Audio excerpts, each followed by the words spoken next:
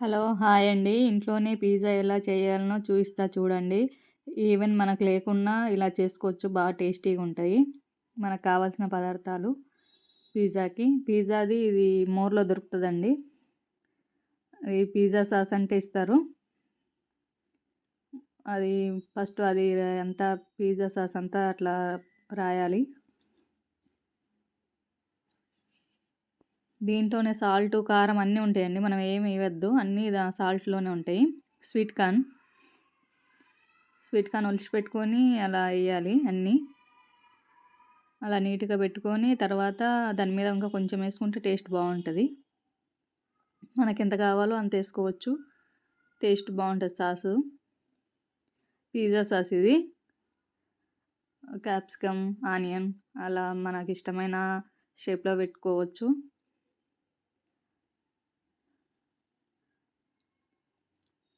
అలా అన్నీ పెట్టుకున్న తర్వాత ఒక టమోటా మధ్యలో కట్ చేసుకొని, మధ్యలో ఒకటి పెట్టుకొని చీజ్ వేసుకోవాలి.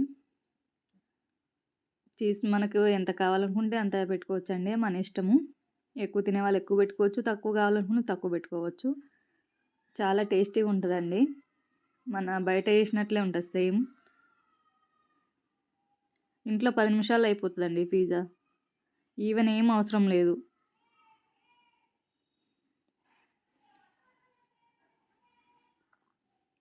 మన సాల్టు పెట్టుకున్న దాంట్లో అలా మూతేసుకొని ఓ 15 నిమిషాలు అలాగే ఉంచాలి. 15 నిమిషాల తర్వాత చూస్తే మొత్తం కుక్ అయిపోయిందండి. అలా అవ్వాలి మొత్తం. అలా అయిన తర్వాత మనకు ఒక దాంట్లో తీసి పెట్టుకొని కట్ చేసుకోవడమే.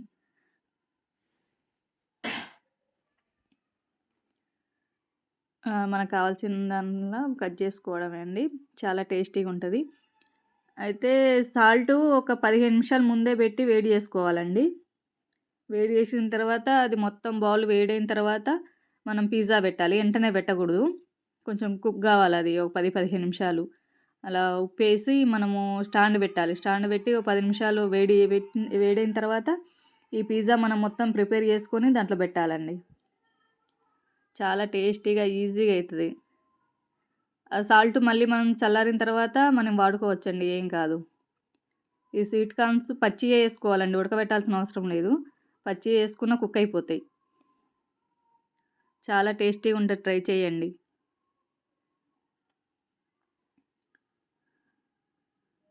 చాలా టేస్టీగా చాలా బావుంటది. చూడండి ఎంత బాగా కుక్ అయిందో.